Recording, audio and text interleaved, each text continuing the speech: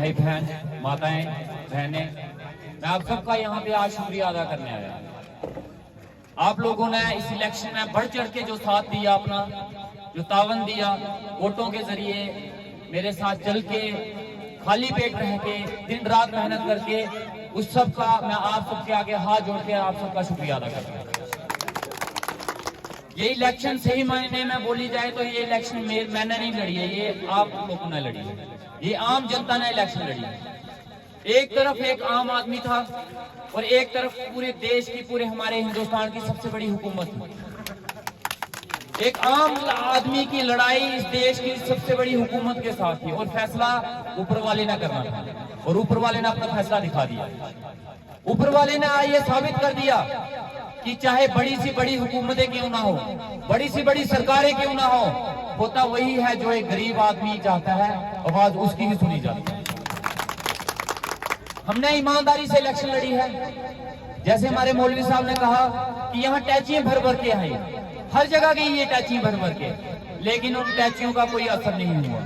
लोगों ने अपनी ईमानदारी दिखा दी कि इन टैचियों से हम लोग बिकने वाले नहीं हैं, इन भेटुओं से हम बिकने वाले लोग नहीं हैं, हम अपने जमीर का सौदा नहीं कर सकते। मुसलमान वो है जो अपने ईमान पे टिका रहे और आपने ये साबित कर दिया कि आप ईमान के पक्के हो और आप सच्चे मुसलमान हो।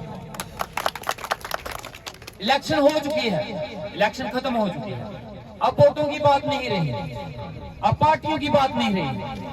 मैंने जीतने के बाद पहला ही जलसा जब बनी में हुआ, मैंने उसी दिन ऐलान किया था कि अब इलेक्शन हो चुकी है, अब सभी लोग मेरे हैं और मैं सबका चुना हुआ एक नुमाइंदा हूँ और आप सबका चुना हुआ एक नौकर हूँ। किसने वोट दिए, किसने नहीं दिए, मुझे उस पर कोई चर्चा नहीं करनी।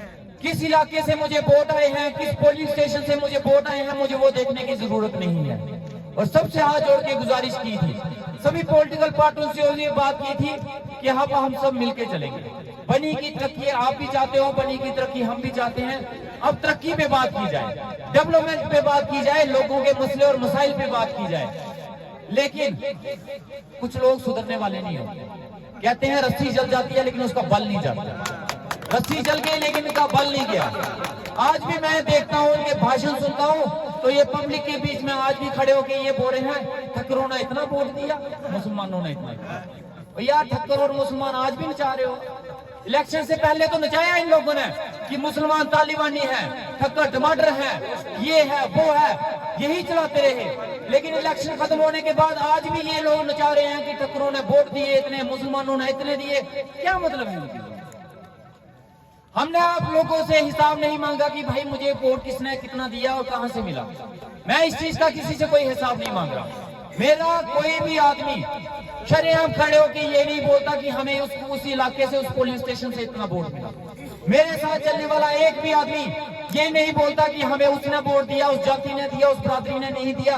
हम ये चर्चा ही नहीं करते हैं। लेकिन वो लोग आज भी इस चीज की चर्चा कर रहे हैं कि ठक्करों का इतना वोट आया, मुसलमानों का इतना वोट आया।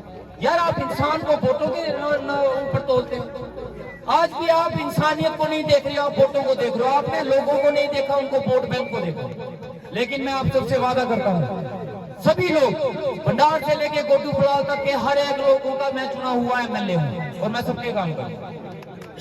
मेरे पास कोई भी काम लेके आए तो ये बोल के ना आए कि मैं ठक्कर हूँ, मैं मुसलमान हूँ, मैं गद्दी हूँ, मैं ब्राह्मण हूँ। ये बात लेके ना आए, ये बात लेके आए कि मैं मजबूर हूँ, मुझे काम की जरूरत है तो मैं उसका काम जरूर करूँगा। कोई जाति और धर्म के नाम पे, जहाँ वोटों के नाम पे मेरे से काम मांगने आएगा तो फिर मेरे दरवाजे उसके लिए बंद हैं। मेरे दिल के और घर के दरवाजे उस इंसान के लिए खुले हैं जो काम के लिए मजबूर है और जिसको काम की जरूरत है। मैं शाना शाना उस आदमी के साथ खड़ा।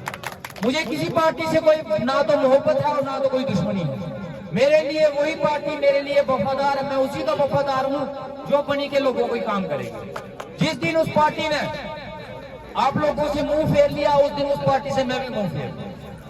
मैं किसी पार्टी की गुलामी नहीं करता, ना मैं किसी लीडर का गुलाम हूँ। मैं गुलाम हूँ तो आप जनता का, मैं नौकर हूँ तो आपका चुना हुआ। मैं किसी पार्टी का या किसी लीडर की नुमाइंदगी या उसका नौकर बनने के लिए सियासत में नहीं गया हूँ। मैं इसलिए गया हूँ कि आप लोगों के काम हो सके। और मैं आपको यकीन दिलाता हूँ, जो काम पिछले 10 सालों में नहीं हुआ वो आपको काम 6 महीने के अंदर देखने को मिल जाएगा। आज जितने डिपार्टमेंट है, मैंने उन सबसे रिक्वेस्ट कर दी है कि अपने काम पे लग जाओ, मुझे काम चाहिए, मुझे कुछ नहीं चाहिए। वो एम्प्लॉय, वो ऑफिसर और वो डिपार्टमेंट मेरा सबसे प्यारा और सबसे सगा है जो आप लोगों के काम करेगा।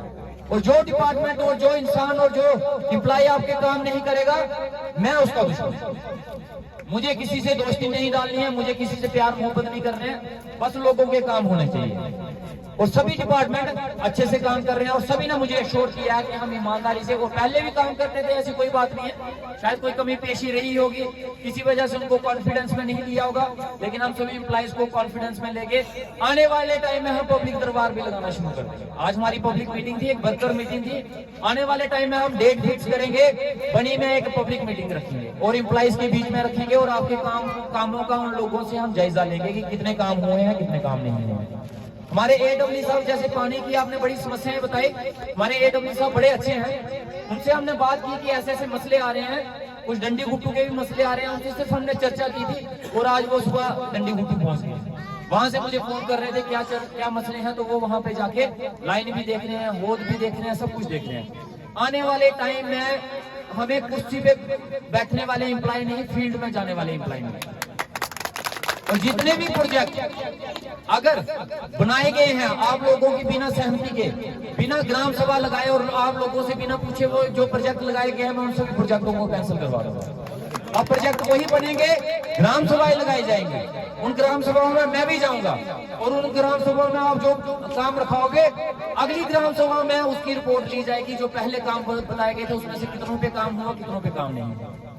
हमारी चुनी हुई सरकार, हमारे चीफ मिनिस्टर साहब अब्दुल्ला जी, हमारे डिप्टी चीफ मिनिस्टर जी सुरेंद्र चौधरी जी, हमारे जम्मू के मंत्री सतीश शर्मा जी और जितने भी मंत्रालय हैं, वो सभी के सभी बनी के डेवलपमेंट के लिए शाना बशाना खड़े हैं।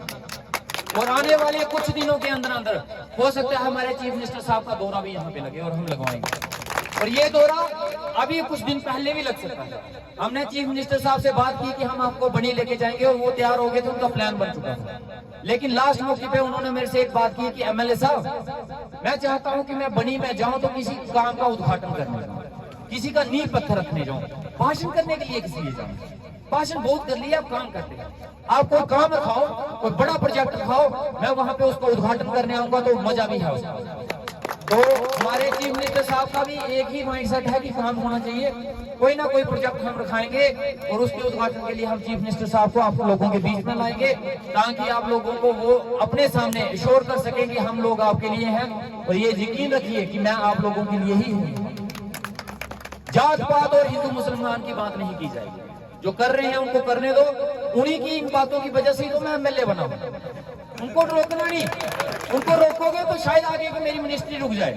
उनको करने देना, उनको बोला खूब करो, जितना वो करेंगे उतनी मेरी तरक्की होती। उन्होंने तो मुझे एमएलए बनाया, अगर वो ये सब कुछ नहीं करते तो हम यहाँ पे पहुंचते भी नहीं।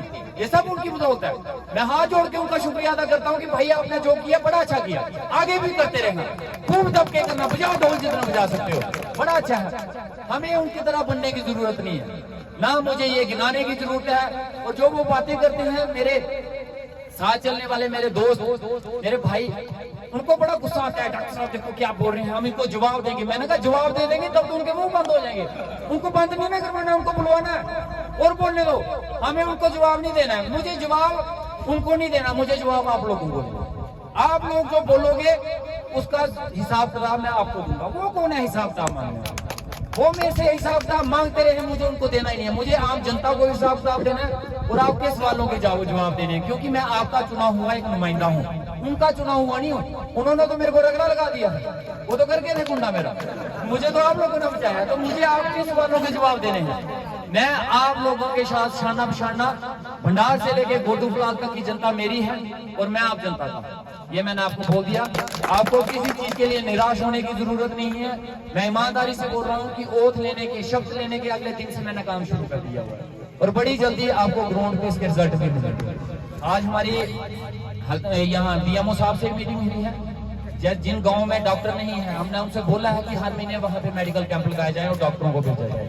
हमारे प्रिंसिपल साहब जो जीएमसी के हैं उनसे भी बात हुई है, उन्होंने बोला है हर 2-3 महीने के बाद हम पूरे कठुआ की स्पेशलिस्ट की टीम लेके बनी में आएंगे और हर 2-3 महीने के बाद एक कैंप लगाने शुरू कर देंगे।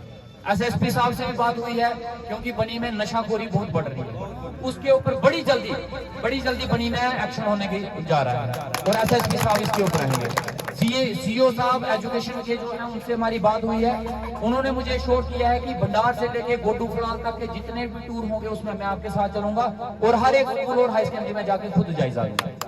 हम ग्राउंड पे काम जमीन से जुड़े हुए लोग हैं जनाब, हमें हेलीकॉप्टरों की जरूरत नहीं है और जमीन पे रह के ही हम काम करेंगे और भगवान करे हमें वो जमीन पे ही रखें, हवा में ना हो, हमें हवा में उड़ने का शौक नहीं है। बाकी आप लोगों ने अपना टाइम निकाला, अपना टाइम दिया, यहाँ पे सारे इकट्ठे हुए, आप सबका बहुत बहुत शुक्रिया।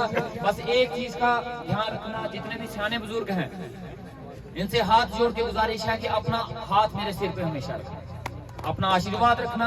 जितने नौजवान मेरे भाई हैं, मेरे दोस्त हैं, मेरे साथ जैसे कंधे से कंधा मिला के आप इलेक्शन में चले हो, ऐसे ही चलते। लड़ाई होगी तो लड़ेंगे, छीन के लेना पड़ेगा तब भी लड़ेंगे, लेकिन मुझे आप लोगों का साथ आगे भी चाहिए और ईमानदारी से जो आपने चुना है एक नौकर, वो ना तो घिरने वाला है ना तो बिकने वाला है, वो खड़ा रहेगा आपके साथ, आपके हक और हुकूक के लिए हमेशा लड़ता रहेगा। इन्हीं बातों के साथ मैं आप सबसे शुक्रिया अदा करता हूं, आपसे इजाजत मांगता हूं और अगली बारी यहाँ पे आएंगे तो हम पूरी एडमिनिस्ट्रेशन को लेके आएंगे और यहाँ पे एक पब्लिक दरबार लगाएंगे। बहुत बहुत शुक्रिया।